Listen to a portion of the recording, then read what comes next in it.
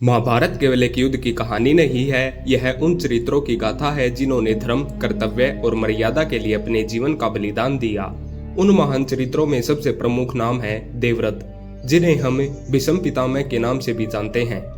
परंतु क्या आपने कभी सोचा है कि वह भीष्म जो अपने जीवन में कभी अन्याय के पक्ष में नहीं खड़े हुए, उन्होंने राजा शाल्व को बंदी क्यों बनाया था? आइए इस कथा को जानते हैं जो हमें न्याय, प्रतिज्ञा और आदर्शों की असली कीमत सिखाती है। युवराज देवव्रत गंगा पुत्र और प्रतापी योद्धा।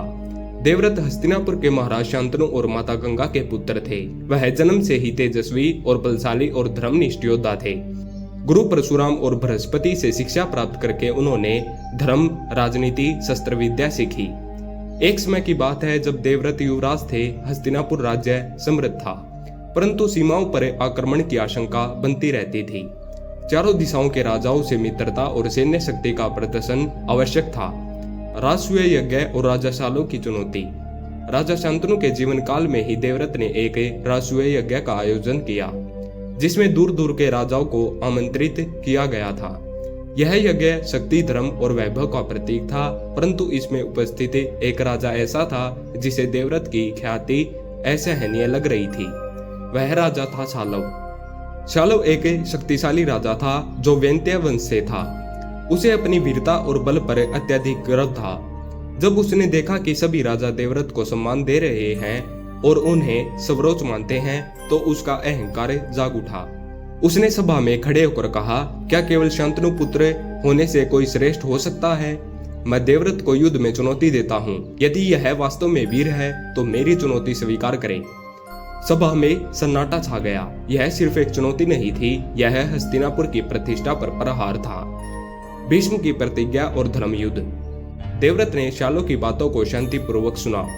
मैं युद्ध नहीं चाहता, परंतु यदि मेरी मातृभूमि, मेरा सम्मान और धर्म खतरे में है तो मैं पीछे नहीं हटूंगा। युद्ध का दिन निश्चित हुआ। शाल्व की सेना विशाल थी, लेकिन देवव्रत अकेले ही उस पर भारी पड़े। कहते हैं कि उन्होंने केवल अपने रथ, धनुष और बुद्धि के बल पर शाल्व की समस्त सेनाओं को परास्त कर दिया था। युद्ध के अंतिम चरण में उन्होंने शाल्व को बंदी बना लिया। शाल्व के शरीर पर घाव थे, परंतु उसका अहंकार तब भी नहीं टूटा। शाल्व का पश्चाताप। जब शाल्व को बंदी बनाकर हस्तिनापुर लाया गया तो पूरे नगर में उसकी हार की चर्चा होने लगी। देवव्रत ने कहा, राजा शाल्व, तुम्हारा अपराध केवल युद्ध नहीं था, तुमने धर्म सभा में अपमान किया, अहंकार में अंधे होकर सत्य को चुनौती दी। परंतु धर्म कहता है कि शत्रु पराजित होने के बाद क्षमा का अधिकारी होता है। देवव्रत ने शाल्व को मुक्त कर दिया। शाल्व की आंखों से आंसू निकल आए।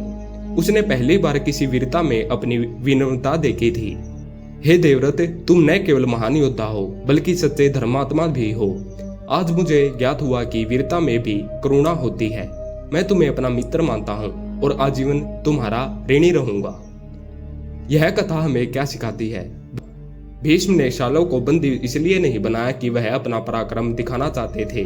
उन्होंने ऐसा इसलिए किया क्योंकि उन्होंने हस्तिनापुर, अपने माता पिता और अपने धर्म की रक्षा की। उन्होंने युद्ध से पहले शांति का मार्ग चुना, परंतु जब चुनौती असहनीय हुई तो उन्होंने अपने धर्म सामर्थ्य का परिचय भी दिया। यह कथा हमें सिखाती है कि वीरता का अर्थ क्रोध में लड़ना नहीं, धर्म के लिए खड़ा होना है। अहंकार अंत में पराजित होता है और बंदी बनाना केवल शारीरिक नियंत्रण नहीं, अहंकार को परास्त करना होता है। सच्चा योद्धा वही है जो क्षमा देना भी जानता हो। भीष्म का जीवन त्याग, बलिदान और आदर्शों का उदाहरण है। उन्होंने कभी अपना स्वार्थ नहीं देखा, चाहे वह सत्यवती के लिए प्रतिज्ञा हो या फिर शाल्व जैसे शत्रु को क्षमा करना। हर निर्णय में उनका चरित्र चमकता है। राजा शाल्व को बंदी बनाना एक युद्ध का अंत नहीं था, बल्कि एक आत्मा का शुद्धिकरण था। और यही महाभारत की विशेषता है, जहां हर घटना में एक गहरा अर्थ छिपा होता है। धन्यवाद।